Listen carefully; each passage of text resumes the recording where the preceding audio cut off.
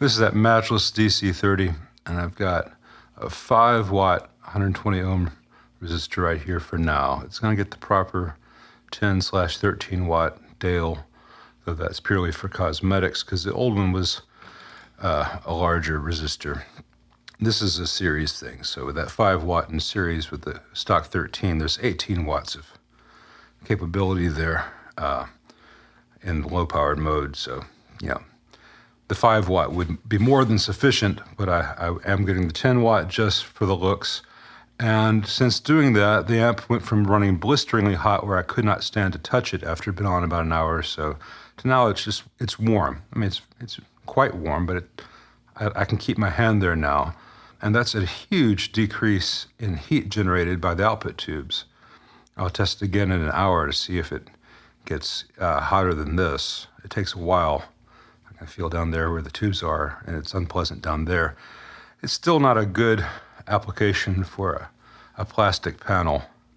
I was semi-joking with Don Butler about this amp, and the old Mesas have that big heat sink with the fins on it, which does absolutely nothing. It's not connected to anything. There's no heat in that part of the chassis. It's purely a cosmetic heat sink.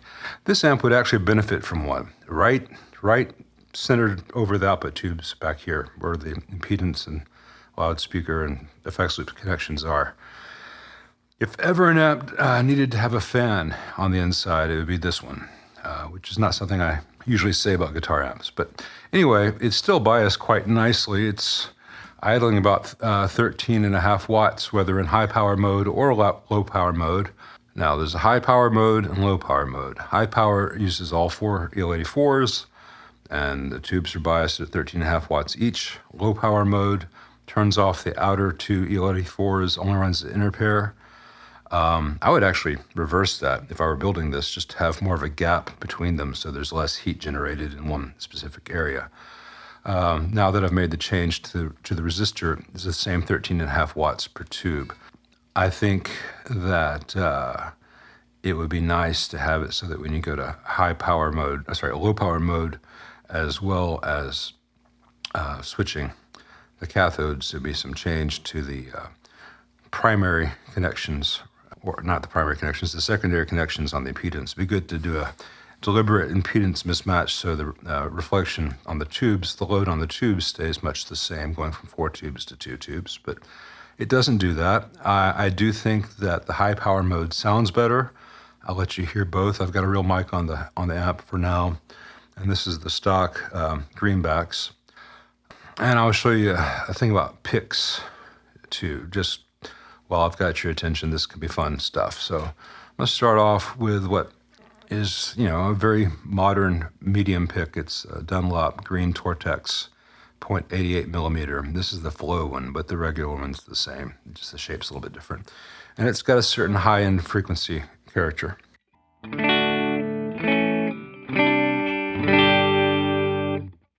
Can kind of be boxy with a Gibson in this amp. If I go to this blue Herdyme, and I use the smooth end, it's very similar to the 0.75 millimeter Hercos that Jimmy Page uses, and it gives a little more bite.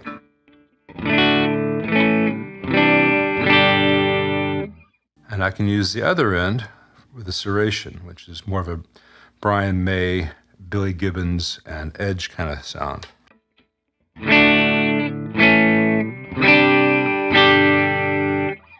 And I say that because this amp is not as bright as a real AC-30, and Gibsons don't have as much chime as a Strat, so you may plug into one of these and you think, oh, it sounds a little bit dark.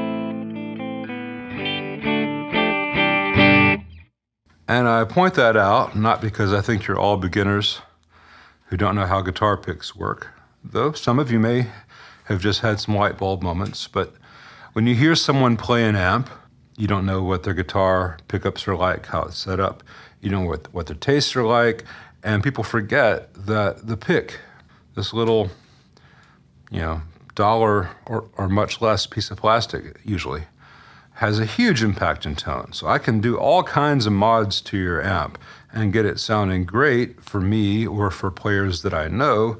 But if you play a Fender super, ultra thin, or you play some 3mm thing, the tech needs to know what you're using, because if I voice it to sound good with the Fender medium or a Fender heavy or extra heavy, which are still pretty much the standards, and you're using some little bitty flappy thing or some, piece of tree stump, your results will vary. So when you hear an amp, especially on YouTube, rather than in person, try to find out what they're using. And if the sound is too bright or too dark to you, and they're using a pick that's radically different than yours, that can make the difference.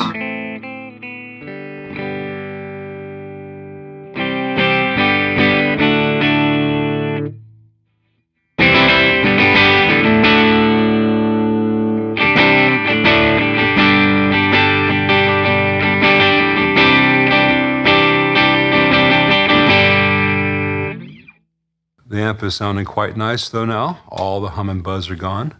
I could not believe that I was down to just 2 number 47 bulbs left. So I've ordered another couple of boxes, so I won't have to order them again. So when those come in and that resistor gets changed out and I button this whole thing up, we'll put it back in its cab and do a real playing video then.